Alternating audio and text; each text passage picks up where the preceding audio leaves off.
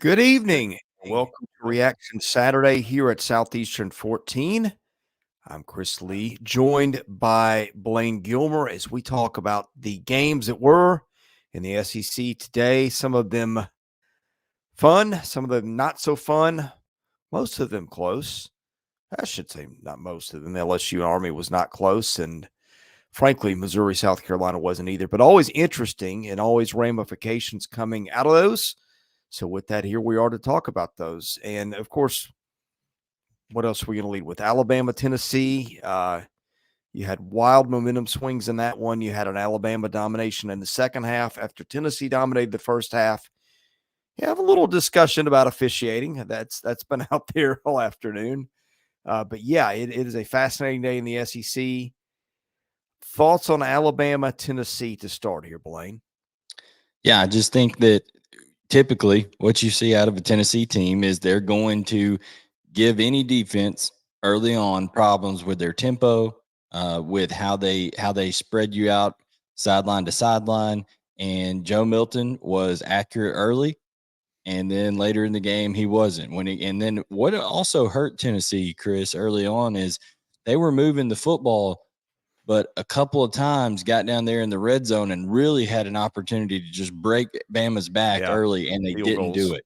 And when you settle for threes on the road against a really good team with a really good defense like Alabama, that's going to hurt you. And it came back to bite them in the end, and Joe Milton wasn't nearly as effective in the second half, and they shut down the running game for the most part in the second half. But you got to give Tennessee credit for coming out and starting fast, and as they always do. And Tennessee's going to move the ball on virtually every team they play.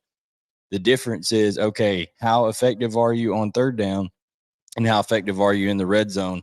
A couple times it was good. A couple times it wasn't up to satisfactory. And then, when you come with Jalen Milroe, the Alabama run game in that second half, it was really good in the second half. And I thought that the toughness and also maybe the physicality there in the second half by Alabama was just unmatched by Tennessee, Chris. They're going later in that game.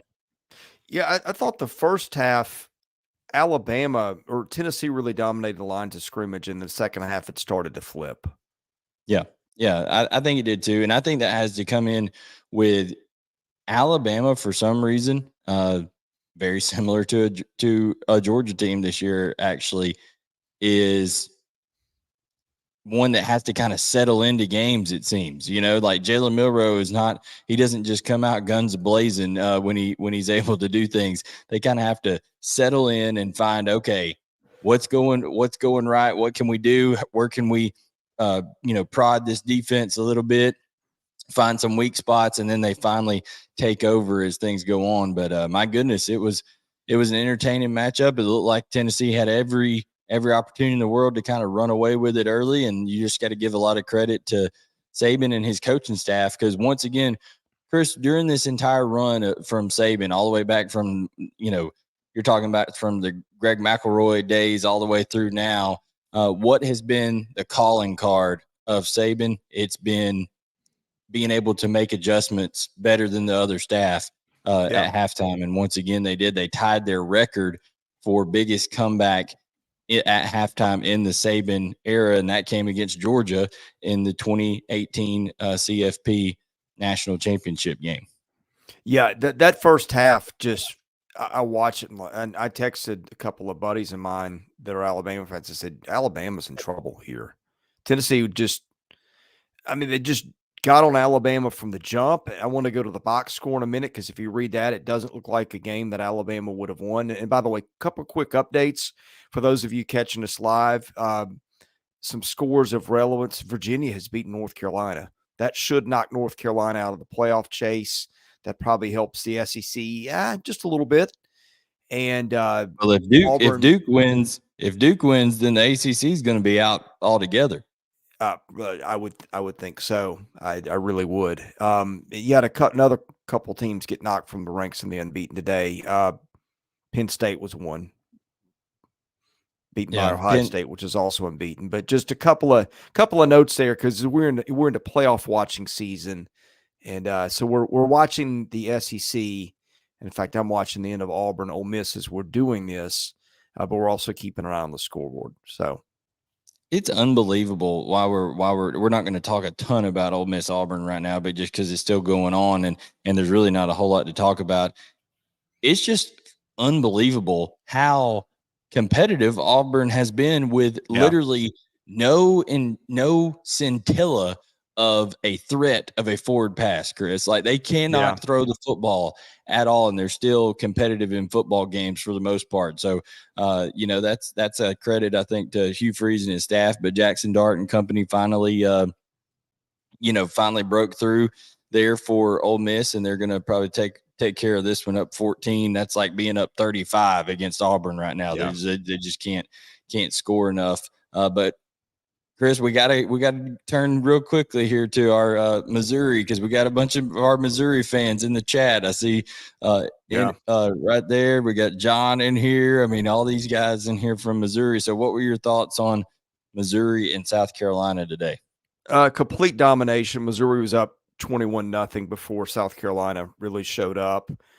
That was a kind of a Cody Schrader game down the stretch. I mean, this is kind of what Missouri is this year. They jump out on people and then they get leads, and then the second half is kind of they gave South Carolina a brief chance to get back in that game, and I thought Shane Beamer. I don't think they were winning anyway. It would have been astonishing, but Carolina's got the ball. I think, I don't know, 4th and goal at the 1, and they kick a field goal to go down 15. I think there was 10 minutes left. And I get that it makes it a 2-score game, but I'm thinking your offense is not scoring 2 touchdowns on this defense. You might be lucky to get one more. No, I agree. But I think here's probably his logic. He's like, okay, I'm down my 3rd starting offensive lineman. So to start the year, it was Jalen Nichols. Okay. And then they lost Casey Henry, in the North Carolina game. He hasn't returned since. Then they didn't have Vershawn Lee today. He was out. They tried to start Sidney Fugar at right tackle, who's from Yale or somewhere. I mean, some FBS school that came in and wasn't able to, or FCS school, and wasn't able to produce. And they are just totally inept on the offensive line. And Missouri did exactly what they should do. They if you were going against an offensive line that was already that bad and then had lost 3 starting offensive linemen total, Missouri should have had 6 sacks on the day like they did. Missouri should have caused a lot of havoc in the backfield like they did. So credit to Missouri for doing what good football teams do and obliterating that makeshift offensive line for South Carolina. But my point is that probably went into Shane Beamer's thoughts. He's like, hey, I don't know if I can get a yard, I'm going to have to throw for it type deal. Well, fair enough. And I'm watching both games. I've got 2 TVs in our bonus room, and I've got the volume on one and not the volume on the other. So obviously the volume was on Bama-Tennessee, but that also begs a question: what do you do when keeping Spencer Rattler in that long if you're out of the game and you can't block? Yeah, and by the way, you also lost Xavier Legette in that one too. He's their only shot. I mean, Rattler's their only shot. But I mean, I agree with you. I probably would have gone for it, but I would have just said, hey, I've got to throw the football right here. But then again, without Legette, do they have any confidence of who they could throw it to? I don't know. Rattler didn't play his best game either. He made some bad decisions in that, but a lot of that had to do with the pressure Missouri was putting on him. You got to give a lot of credit to Missouri. Like I said, you got to give credit to Cody Schrader for running hard once again on the offensive side. He runs really hard, and they didn't keep going throwing the football a little bit there, Chris. Like you said, I think they kind of took their foot off the gas a little bit there in the second half. weren't quite clicking on all cylinders. Missouri offensively in the second half. They clearly had that game won.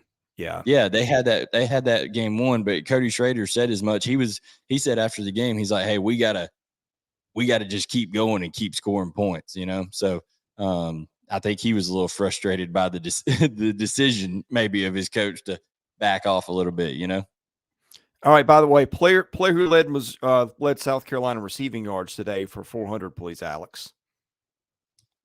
Oh, I don't know. Is it some kind of reserve fullback or something? I have Nicholas no idea. Harbor. Nicholas 2 for Harbor. There 50. you go. He got in at the end of the game. Yeah. So Yeah, anyway, Nick Harbor. He's a world-class sprinter for those who don't know it. Everybody's been just begging for Shane Beamer to finally get him in there and play him. And it hasn't been ideal early on. Maybe he hasn't learned enough, but there you go. He finally got in and made a play. yeah. Look at here, Chris. Go ahead. I was going to say, look at Yeah. here. Oh my goodness. That game. That was one of the worst football games I've ever watched. Yeah. I put a tweet 405 yards of offense between the two teams, Blayne. Yeah, I put a tweet out that said it set the game of college football back 30 years. It was atrocious. I mean, just so ugly to watch in terms of the offensive line play for Arkansas. You feel so bad for KJ Jefferson because he has no time to do anything. He's literally shaking off defenders the entire time.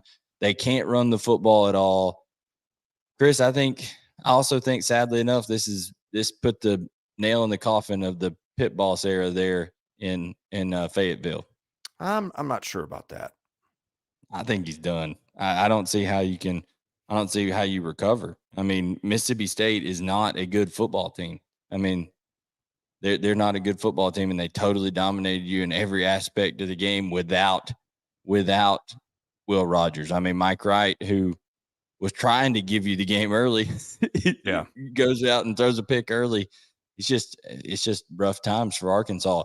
And I don't know how because they're not going to just out recruit even with NIL, they're not going to go out and out recruit everyone. So does Sam Pittman, if they do keep him, does he go out and just try to hope that you get offensive line or defensive linemen out of the portal? Because Chris, a lot of times when you're going and getting offensive and defensive linemen out of the portal, it's a lot of guys who couldn't hack it elsewhere. Okay. Because otherwise they stay at the school they're at. So I don't know that that's a great solution either. I think it's a little bit of a quandary if you're Arkansas on how to best go forward after this. Yeah. If it's me, I'm not letting Sam Pittman go. No, I might make a change at offensive coordinator. Did you listen to Lewis Riddick was just really calling them out down the stretch for routes and play calling and all kinds of stuff. And look, it is. And this is, by the way, something that worries me about Alabama a little bit. I still think if you don't have a capable offensive line, your chances of success are going to be limited. So in spite of Alabama winning day, I don't know that I feel any better about them getting to the playoff and doing damage. I mean, they had to win it today to get there, but I still have some of the same questions. And by the way, some other things to unpack on that game in a minute as we jump all over the map here. But I don't know. I asked a contact in my day who's pretty well connected around the SEC. I just said, does Sam Pittman get fired? He said, no, I don't think so. He's pretty well liked, and they had a brutal schedule. Plus, of course, the injuries. I mean, look, we talked about KJ Jefferson and Rocket Sanders both being guys that could have ended up in the Heisman chase at the end, and obviously neither of those are happening. Sanders is done for the year. I don't know. Just to me, you've got to. It's been bad. It's been really bad. They were 2-0, now they're 2-6, and I get that, but I don't know. I'm not a fire a coach after one horrible year. And I know you're saying this isn't saying necessarily what we do. You're saying you think that they'll make a move. I'm just not convinced they will. Well, I think they were disappointed with things last year. Okay, I think they felt they took a step back, even though they did lose some. Now I felt they felt last year that they lost some games that they should have won, and then now you're unable to make adjustments. Even I understand you don't have a great offensive line, okay, but you've got to find ways. Whether it's like you said, Danny knows whatever, you got to find ways to have enough creativity to get some guys in space and be able to move the football. Heck, I mean, Auburn can't even pass the football, and at times they're able to move the football pretty well. You know what I'm saying? Like they're able to find ways with running the ball and stuff like that, doing different things. So the point is, if you have a weakness, you've got to find ways to get around that, and they just have not been able to do it. Now, yeah, you hear Oreo back there. He is letting you know I'll hit mute for everyone. Yeah, he's wailing at how bad and inept Arkansas is offensively right now. That's what Arkansas fans sound like. But when they're watching their offense, but when I'm talking about this, I just think that the way college football is now, Chris, you now have the transfer portal. You have all these ways of being able to turn over rosters and all this kind of stuff. People have seen quick fixes elsewhere.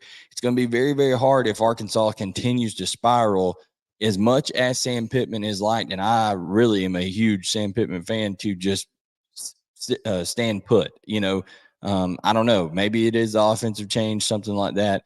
That's going to be tough. Another note, his buyout drops down below $10 million, Chris, in his contract if they finish below 500 this year. So his buyout drops significantly if they finish below 500. We had a race to the bottom with SEC passing games today. Let me read you some stats. Mike Wright at Mississippi State, 8 of 12, 85 yards, which actually that's not awful. Given some of what I'm about to recite, 7.1 yards an attempt. KJ Jefferson, 19 of 31, 97 yards, 3.1 yards an attempt. And then Auburn says, hold my beer. Neither of these guys have been any good tonight, as you mentioned earlier. Ashford, 5 of 8 for 23. That's Thorne. Ashford, 3 of 4 for 22. Both of them just thrown threw a pick. pick. Yeah. Thorne just threw another pick. So that's it literally popped up on my box scores. We're doing this. So yep, he just threw another pick, and Ole Miss is going to salt this one away over there in that. But here's the thing too, that maybe people want to look at, and we want to think about, Chris, in terms of assuming strength of schedules and stuff like that a little bit too much early on in the season, because what was the knock on the Georgia Bulldogs before the season? They don't play anybody. Strength of schedule. Look at who they're going to play over these next few games. Florida's way better than we imagined that they would be. Missouri is way better than I think even they thought. If everything went perfect, they're way better. Tennessee showed they were competing on the road today against Alabama, and then Ole Miss is going to be probably a one-loss team when they get to that point of the season. So that strength of schedule for Georgia's going up quite a bit here over the next few weeks, Chris. Yeah, and we're going to dive into playoff implications for teams and resumes and stuff like that. We'll be doing that every week going forward. Georgia right now wins over Kentucky, at Auburn, South Carolina, UAB, at Vandy, Ball State. The last three don't do anything for anybody. They get South Carolina's their thing later. Yeah. Other than the physicality, let's go back to Tennessee, Alabama here for a little bit, because that was a big one. Other than the physicality of, I think, the Alabama offensive line, and you mentioned something earlier. You said, hey, Arkansas has bad offensive line play, and that you kind of coincided that with Alabama continuing to give up sacks and stuff like that. Alabama's is a little bit Jekyll and Hyde, because they're bad in pass protection, but they're pretty good at moving people in the run game. They're getting things going there pretty much, and being able to lean on people. So my question to you is, what else stood out to you other than the physicality in that second half of Alabama being able to run the football? Was there any other factors to that game that you think you can take any pieces of going forward? Well, I think the game turned on two plays, right? It turned on when Tennessee let Isaiah Bond get 8 yards behind its secondary to start the second half. Yeah. And then that controversial fair catch where one guy's slightly raising his arms, the other guy's catching it. Like by the letter of the law, if one guy signals for a fair catch and the other guy catches it, it's a fair catch, whether it's the guy who called it or not. But yeah, I was trying to look up what constitutes a fair catch signal, and I wasn't getting any clarity. That was I think I watched that replay about 5 times to make sure I didn't miss something. That was bizarre. So that aside, like, I think if you're Tennessee, let me just read you some stats from today, because I think if you just know the box score, you know everything but the score, you feel pretty good about things. Okay, 404 yards, Alabama's 358. First downs 22-20. Tennessee gets the edge there. Turnovers, Alabama 2, Tennessee 1. I'm going. And by the way, you know you've got a 20-7 lead at halftime. If I'm a Tennessee fan, I'm going, we're not losing that game. But I think it was those two things that flipped the game. Penalties were a big deal. Alabama got penalized 1 time for 5 yards. Tennessee got flagged 8 times for 55. There was a lot of whining about the officiating from Tennessee fans, and I'm not saying it was necessarily undeserved. They missed a hold on a touchdown pass. You bring that back, it's a 7-point game. Maybe it looks a little different at the end with Tennessee driving with the ball. But I felt like just so much was set up for Tennessee to win this one today, and Alabama's up, a 2-touchdown winner at the end of it anyway. Yeah, I think discipline at times with Tennessee, like you said, it's not just penalties. It's also busted coverages on the back end. It's also, a missed protection, letting Joe Milton get just absolutely smoked, and fumble the football on a play for the scoop and score. So, I mean, some little things there, discipline on the road when you're in that insane asylum that is Bryant-Denny Stadium, because they get going, especially in that rivalry. You've got to remain disciplined as much as possible. And, I think when it comes down to it, Alabama, yes, they probably got away with a holding call there on the touchdown pass, but overall they were the more disciplined football team today. So, I think that stood out to me a little bit as well, and I think Jalen Milroe continues to just be timely with his playmaking ability, Chris. Like, he's not, when you're talking about Jalen Milroe, you're not going to turn on his tape and say, hey, here's a quarterback clinic that I want everybody to watch on how to play the quarterback position. No, it's more of, okay, it's a little bit of ad lib football on the back of things, but he is getting more comfortable operating within that system. And he just has a timely way of making plays. And Joe Milton, at times, I thought in the second half, there was opportunities for him to make those plays, and he kind of shrank down from the moment a little bit, wasn't accurate enough on third down, things of that nature. So I think that was the difference in the game. Red zone and third down, Chris, I think was ultimately the biggest difference there between Tennessee and Alabama. Okay, here's a weird little fun fact for you on Joe Milton. Because the narrative all year, and I'm not saying it's wrong, is I mean, look at the guys that have come before him too. I mean, it's ridiculous. But Alabama's got a quarterback problem, right?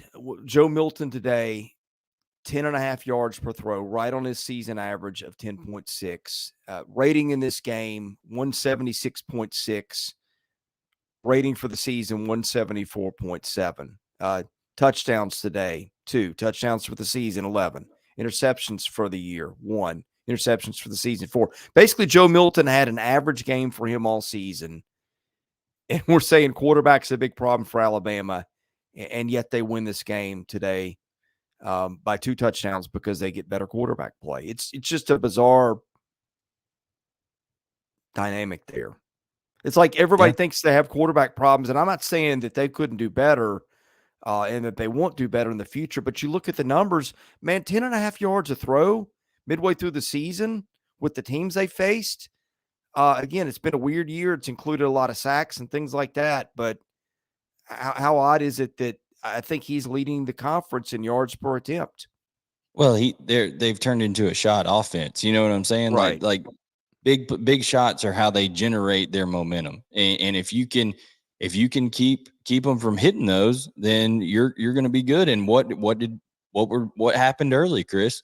They, a couple 3 and outs. I mean, it wasn't going early, but then you mentioned it, first play, second half, boom, shot play, and they're back in it. So there you go. I mean, I don't know that again, I don't know that you're going to see just a whole lot of excellency at the quarterback position in the SEC outside the top top 4 guys that are really doing it right now. Then I think you got a group in the middle that's a large tier that just can make plays on you and can hurt you at any given time, but they're also going to make some head scratching plays in the middle. Would that be fair to say?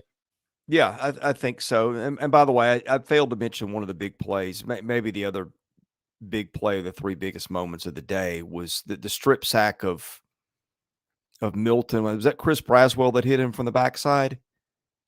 Yeah, I believe it was Braswell, and Yeah. then I think Deontay Lawson picked it up. So, yeah, if you're looking at the box score, that's a little bit of the explanation. Is even though Alabama lost the turnover 2-1, the one went the other way for 6. So, Yeah, anytime you can turn a turnover into points, that's for sure gonna turn the ball game. I think the statistics on that are like it just jumps the chances of winning the ball game up absolutely astronomically if you turn a turnover into a touchdown. So obviously that being at home, there was a lot of stuff um, stacked up against Tennessee, and they came out early and tried to defy all the odds. But Alabama does what Alabama does, and snags victory from the jaws of defeat, and also rips your heart out while doing it. And that's what Alabama does. They give you a little bit of hope, Chris. They make you think it's going to go your way, and then the real Alabama shows up and dominates in the second half. So I wish I'd looked this up at halftime. I wonder what ESPN's victory probability would have been for Tennessee at half.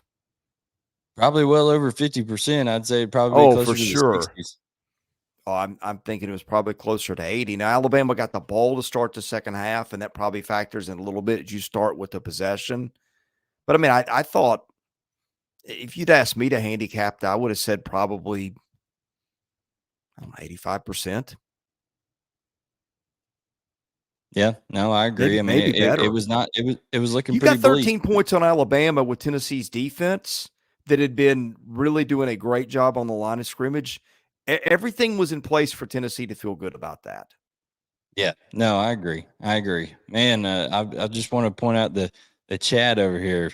Y'all play nice over there. Now we got some We got we got Missouri some and disrespect at the center of things, don't we? yeah. We got Missouri and Georgia beef already heating up over there. So it's going to be, and that's 2 weeks away. That's just Yeah. 2 weeks away. They get so it's already getting heated over there. Man, it's crazy. I listen. I think Missouri is probably going to win every game they got out for the rest of the year, except that Georgia game. And the only reason I'm going to pick Georgia to win, like I've told you, Chris, is because it's in Athens, and until somebody beats Georgia and they've won 24 straight games, I'm going to pick them. You know what I'm saying? Yeah. Like if it's not broke, don't fix it. And I know that people are going to talk about Brock Bowers and stuff like that, but listen, I think you can't discount there are 84 other scholarship players.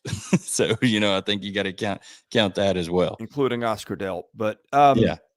playoff odds, odds for Missouri. Well, I guess this is updated, although I don't know how. Odds of Missouri winning out. This is according to ESPN's FPI, 0.2%. Now, I don't know if that means win out regular season or win out everything. Yeah, I think winning regular season, they got a much better chance because literally I think the only game that they won't win at this point is Georgia. And that's just because it's at Georgia, and it'll probably be a night game, and it'll be crazy. And, it's going to be wild, wild scene. Now they do have a bye week they got 2 weeks to get prepared for Georgia. So if Eli Drinkwitz and company, that's a staff thing right there. You want to prove that you're a staff that's ready to take the next step. There you go. Yeah. Win division 3.9%, win the SEC 0.7%, make the playoffs 0.2%. Predicted record for them right now 8.3 and 3.8. So the FPI, and they're not the only one in this. And I have it, just to be fair, that's me reading numbers off a computer. I am bigger on Missouri than the computers have been, but that seems kind of ridiculous. I don't know. The computers have not taken a liking to Missouri yet.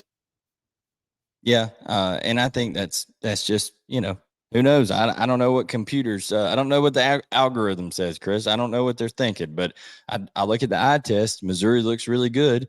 Yeah. Missouri's got playmakers. I know that they've got a unique scheme in how they're able to move Luther Burden around and position him in different ways. I do not think against Georgia. I don't think Cody Schrader and Nathaniel Peter are going to be able to run the football. It's going to be on the arm of Brady Cook to get the ball done, and we'll talk about that as we get closer to it.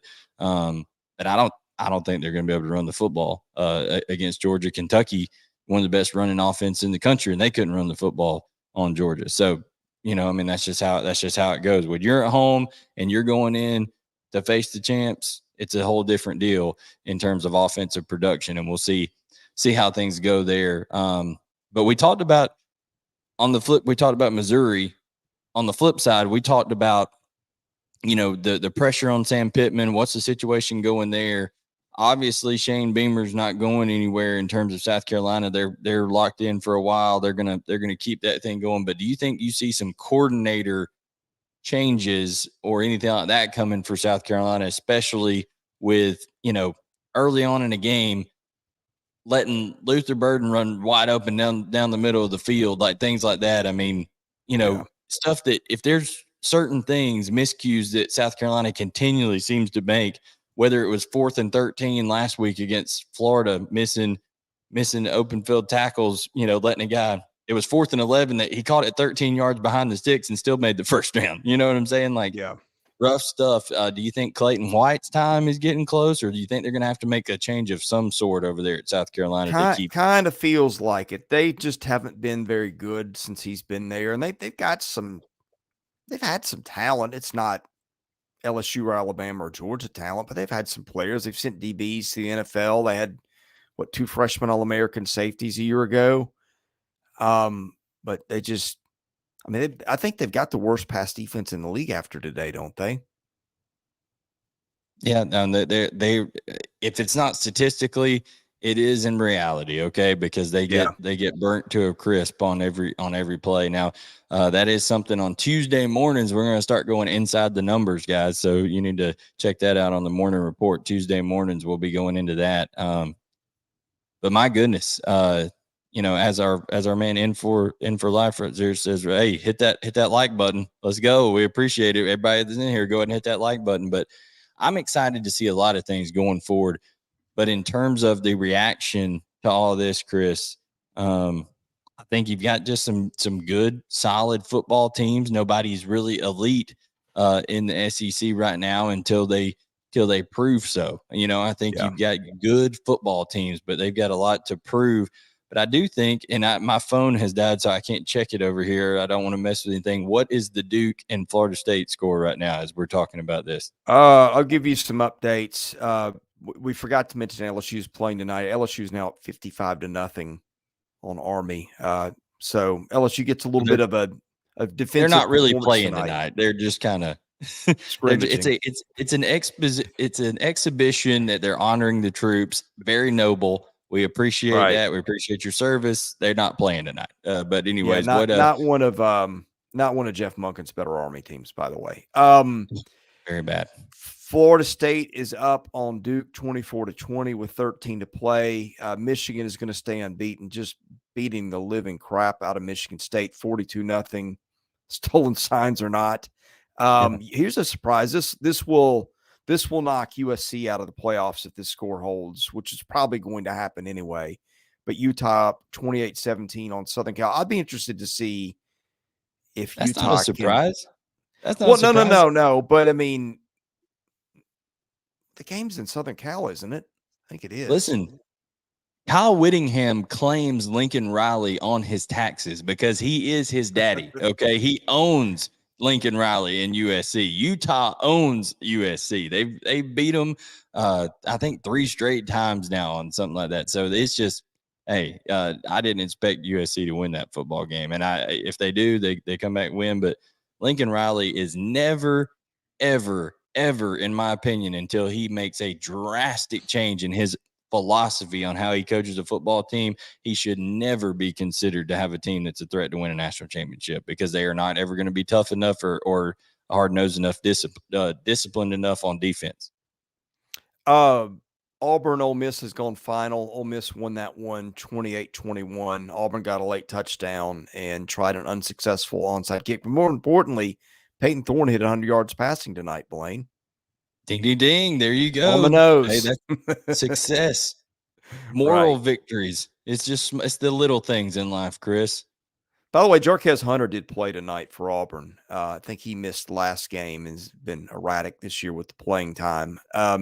So there was that. And I thought on Auburn, we didn't talk a lot about that game.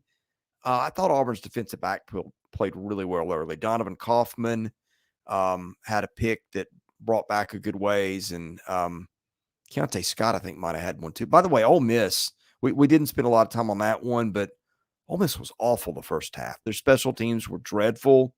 They turned it over, 3 times? You've said this all week. Strange things happen at Auburn, and some strange stuff happened tonight in that one. But Ole Miss got the win, and it stays at 1 loss. Well, there was 2 things we were talking about with Ole Miss, right? Obviously, this game was in Auburn, and we know that Jordan-Hare Stadium is tremendously hard to play in. But we've also talked about, hey, Ole Miss has not played well on the road. They had to pull one out of the fire late at Tulane. They played terrible at Alabama, and now they have not played well to start off the game against Auburn. And if Auburn had any threat of the forward pass, then Auburn probably beats them in this game. So I think that's why it's becoming clearer and clearer as we move forward, Chris. The biggest threat to that's remaining on Georgia's schedule with Ole Miss having to come to Athens is that Missouri game, in my opinion. I think Missouri and then at Tennessee. So the East is really getting interesting, even though we're talking about the West right here with Auburn. The East is getting interesting. But Ole Miss, I don't know what it is about Lane Kiffin and that team over there, but they struggle to get going early on the road. And like you said, Auburn, when they have Keontae Scott in that secondary healthy, which he was, when they have Austin Keys at middle linebacker healthy, which he was in this game, Ron Roberts is doing a heck of a job at as defensive coordinator at Auburn, in my opinion, Chris. Yeah, I agree. I think that's gotten through the season. It's just a weird thing. You thought Hugh Freeze, you always think offense, but he just has not been able to figure it out. And he's said it a few times. He's not been shy about saying it. The talent there isn't what they're used to in terms of what Auburn generally has. And it's at one position. Even a guy like Hugh Freeze can't make it work. It's at wide receiver. They don't have wide receivers. You don't think it's a quarterback? Listen, Peyton Thorne has played at a high level before at Michigan State, okay? He did. He got them to a New Year's Six bowl game. He played at a high level. I'm telling you, the problem at Auburn, Chris, is they literally cannot get separation at all. Yeah. And when Peyton Thorne does throw the football, well, like he did a couple times in that Georgia game, where he should have completed some balls that would have really helped Auburn in that game, the Auburn receivers dropped them. I mean, they've not been capable of getting separations. I mean, look at their leading receivers tonight. Jarquez Hunter, 3 receptions for 54 yards.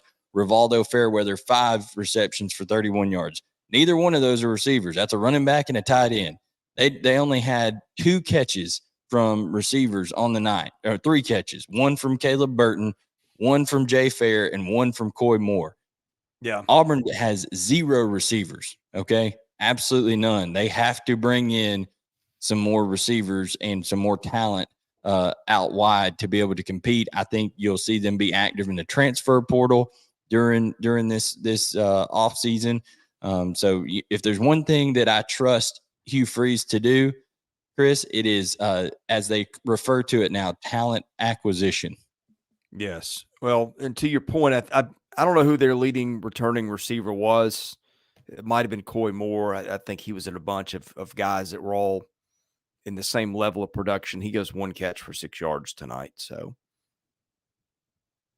Yeah, no, I understand. I mean, it's just, I don't know who they. I think coming into it was Javarius Johnson that was supposed to be the guy.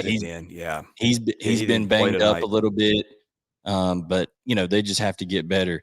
I love how people try to apply the transitive property in football in our chat. You can't do that, guys. It doesn't work that way. Each 60 minutes is different. If you don't know, because there's a difference in schemes, there's a difference in play callers, there's a difference in tendencies, there's a difference in who's healthy, who's not. You have to go with each Saturday. You can't go based off, okay, this team did this against this team. I'm just telling you, don't do that when you're betting on games, which we will have some stuff with a little betting sponsor coming up, Chris. That's going to get sprinkled in here soon. Got some big changes coming here. Guys, if you are not on board now, you want to be on board, because we're going to have a lot of stuff coming your way in the next week. But also, too, don't do that when you're betting, guys. And then also don't do that when you're talking about perennial power teams, okay? Because they can look like crap and be disinterested one week and then just come out and blow your doors off the next week. So that is just a word to the wise.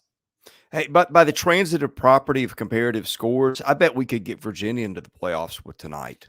Oh, exactly. Yeah.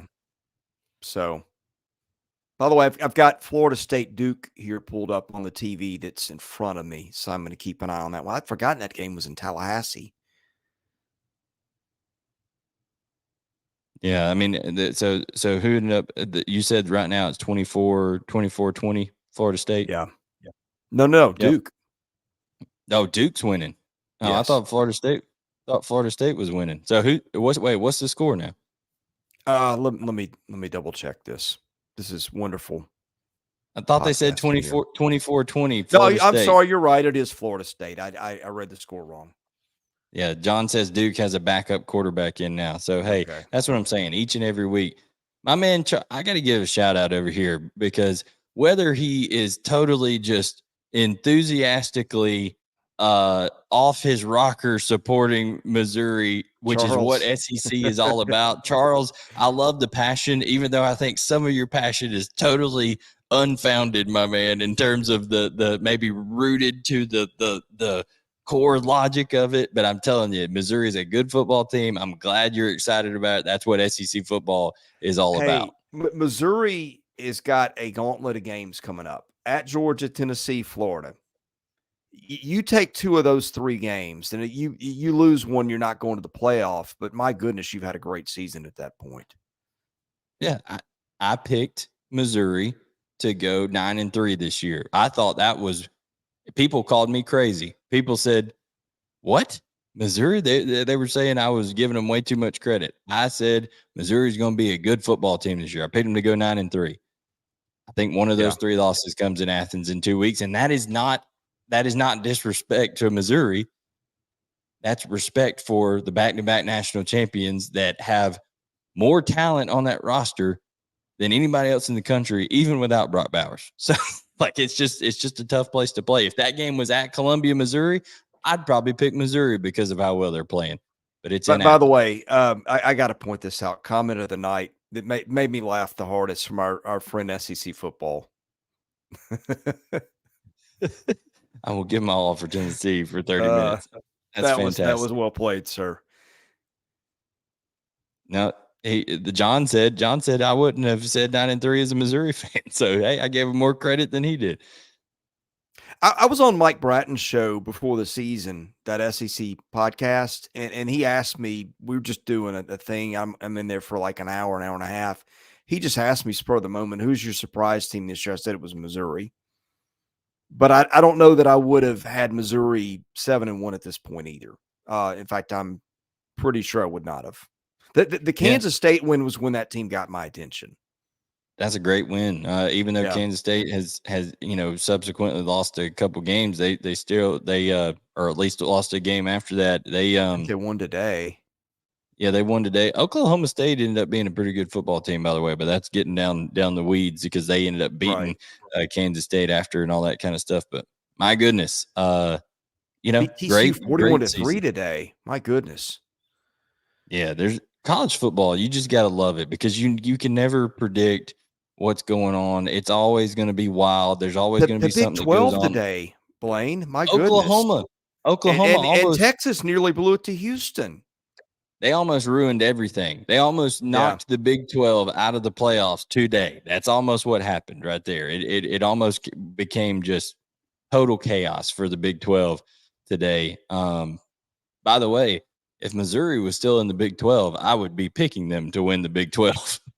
By the way, for sure, Yeah. I would pick Missouri as the Big 12 champion if they were still in the Big 12 this year. Donald asked, what was that fair catch call on Tennessee? That's what I'm trying to find the way the rule is stated now. Like, what constitutes a fair catch signal? I have seen. Did you see the Iowa game today? Yeah, the Iowa one was way worse than the Tennessee one, in my opinion.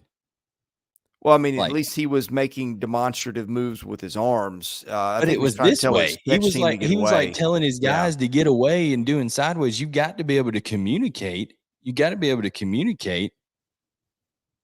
Like to your You're guys, right. you got to be able to like say, "Hey, get away." If you raise it up, that's one thing. I don't know. It's really crazy. Yeah.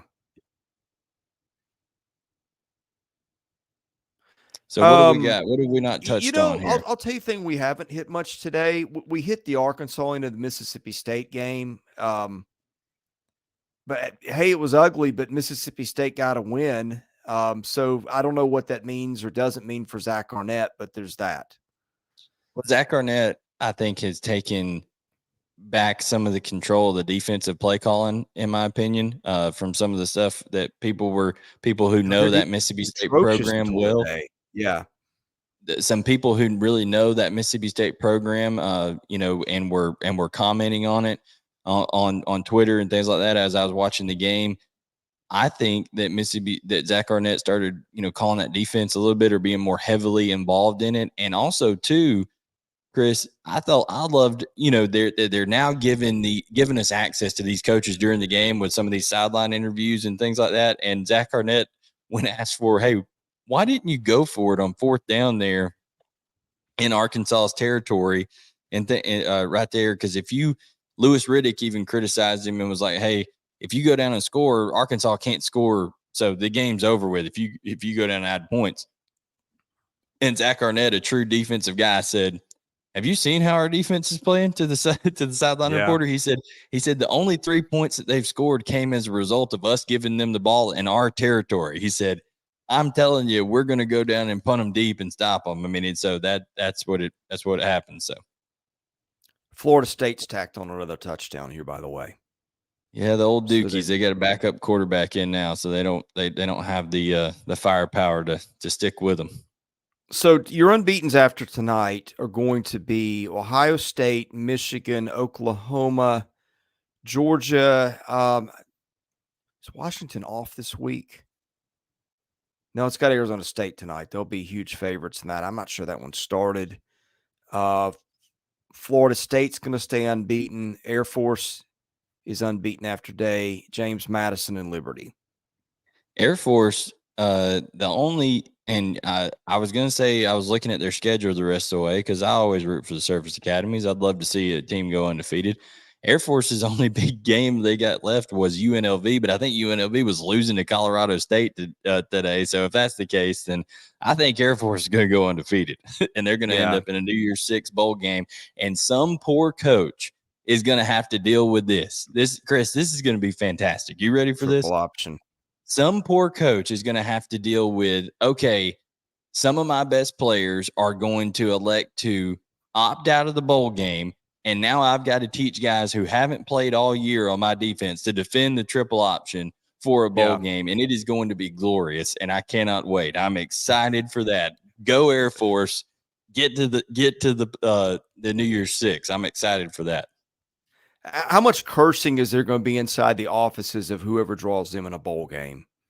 Oh yeah, that is not ideal. I mean, that is not what you want if you're a coaching staff, especially defensively, having to teach kids to be disciplined, to, take their responsibility, play defense a little bit differently than they have all year long. And oh, by the way, it's a game that just amounts to another game in a lot of these kids' eyes now because you're not playing for a playoff spot. You're not playing for a conference championship. It's just a bowl game where you go get some swag and stuff like that. That is a tall task if you're a team that has to do that. Yeah, I mean, I guess the conversation for that team that gets that spot right now is probably them and Tulane, which won again today. making Ole Miss's win look better, by the way. Yeah. Yeah. Like I said, as you go through, I'm just intrigued with the strength of schedule. I'm intrigued, whose wins look better than whose at the end of the year and things like that. And that's why I think firmly as we get in towards November here, things are going to start to get wild. There's going to be some unexpected stuff happen, and I'm excited for it, Chris.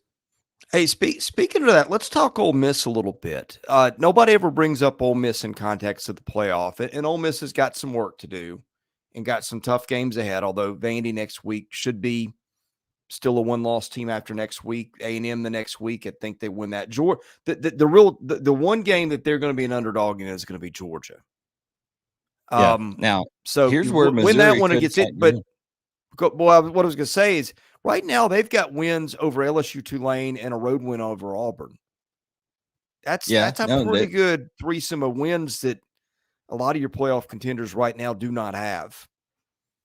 For sure. Now, here's the thing that could be in Ole Miss's favor, and Charles, you'll like this. Even if Georgia beats Missouri is going to play a very physical contest against Georgia, and Georgia will have just come off of games against Florida, a rivalry game, a tough game against Missouri, and then they'll have Ole Miss at home. So Ole Miss gets the benefit of playing Georgia after a tough game, but Ole Miss is also coming off Texas A&M, which even though Texas A&M offensively is not very good, we know that defensive front is salty, so that'll be a physical game for them as well. So two teams that are going to come in with maybe some banged up guys in that one when Ole Miss goes to Georgia 3 weeks from now, Chris. All right, let's wrap it up. For those of us who have 8:00 church tomorrow. Yeah. Gotta go tighten up the Sunday school lesson, get ready to go, That's right. What in the comments in the big picture have we not gotten to? I would love to let someday, and maybe we can do this. I'm formally extending the invite on players section for Charles and for CT, Chris Taylor, to come on and do a head-to-head debate as we are 2 weeks away from Missouri and Georgia. Please, Charles and CT, you're welcome to come on next Wednesday. Come on. I'd love to have you on the show. I want to see that happen. Our man Charles, he's been one of our better guys this year. He has been here for us. Yeah, and we appreciate everybody, even if we disagree with your viewpoint. That's what makes America fantastic. Okay, we get to disagree, but we can still love SEC football, love each other, and just continue right along. So we'd love to have you on Wednesday nights at 8:30 Eastern. Charles, that's when it is. Somebody mentioned a Southeastern 14 get together. I'll tell you what, I'm going to throw out two things if anybody's interested. And of course, it's going to depend on who's here. Music City Bowl in my backyard. That might be a lot of fun. And of course, we cover the SEC tournament, Blake and I do. If you guys don't know, I'm based in Nashville, you're in Georgia, but Blake is also here. So we'll be at that thing. So that might be fun. So any of you going to the SEC basketball tournament or the Music City Bowl, if you guys are interested, we will maybe try to do something. I know Chris Taylor and Andy Stowe won't turn down a good time. They'll if they can find a reason to come up to Nashville and indulge a little bit and hang out with you guys. I'm sure that they'll do that. So it's gonna be a lot of fun. So we'll figure something out on that as well. But Chris, yeah, it's a great reaction show, and I'm excited to get our previews out on Monday. That's not Chris Taylor of the Dodgers, is it? No, different Chris Taylor. Okay.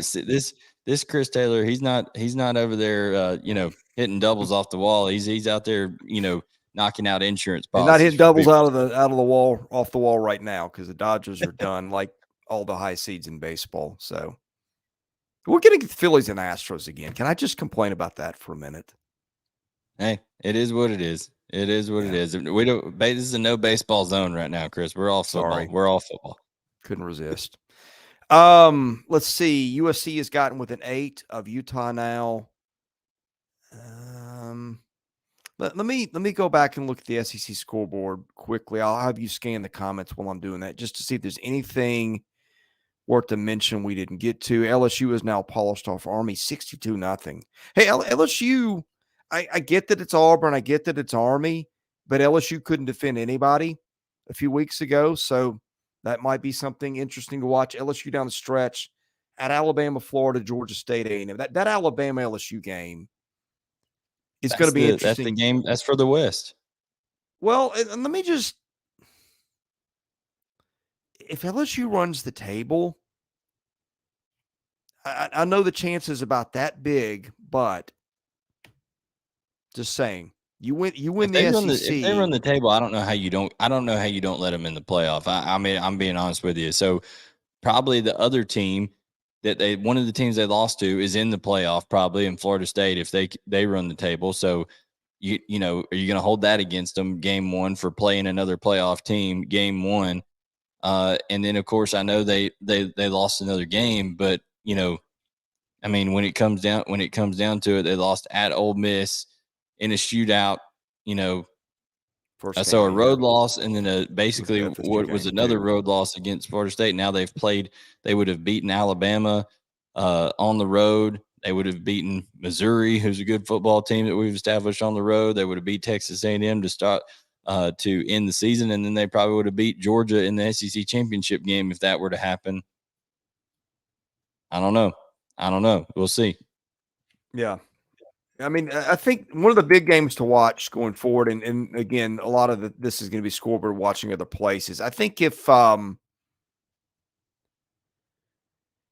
State were to beat Michigan and Ohio State, and we went over this earlier in the week, were to beat Michigan, they're all going to cannibalize each other. Ohio State would go. I don't know if Penn State would have a shot, but the how they treat the Big Ten is going to be interesting. The ACC darn near off itself tonight. That could have made it a little less interesting, but you still got Florida State hanging in there, and of course Alabama's still alive after today. So I'm going to be very interested to see what the odds are at FPI tomorrow on everybody's chance to make the playoffs. I tell you what Greg Sankey's hoping for. He's hoping that Alabama and Georgia win out. That's what he's hoping for, because that's the best shot for the SEC to get a playoff team. So yeah. But all right, we're ready to wrap this one up. We've been going about an hour here. Yeah, I think so. Florida State just tacked on more points, so now it's 37-20. So FSU is going to stay firmly in the playoff conversation. And by the way, this week we're going to be doing one day, I'm not sure which day it'll be, probably later in the week, we will do a playoff scenarios for everybody, SEC everybody, give you some perspective, potential lines down the road, just to let you know where the pitfalls are for everybody, let you know odds, that kind of thing. When is the first playoff poll? Is it next week, or I think it's 2 weeks from now? Yeah, it's that first week in November always. So yeah, well, we'll be out ahead of it. But anyway, yeah. Hey, thanks to everybody for being here tonight. Had a lot of fun, a lot of regulars, saw some new faces. We do these on Saturday nights when SEC games are winding down. We got a daily show from about 11 to 11:45-ish. That's Central Time every day. We do our predictions. We record those on Sunday night and then release those on Monday morning. Power rankings got the morning Monday. Report. Yeah, we got basketball stuff coming. I was at Media Days this week in Birmingham, so we're getting ready for that. Just a ton of stuff coming up, and thank you for being here for it, everybody. Absolutely. So when Andy Stowe says it's time to go to bed, it is time to go to bed. Thank you guys for tuning in. Like, subscribe, turn on notifications. That's Chris Lee. I'm Blayne Gilmer. We'll catch you guys next time right here on Southeastern.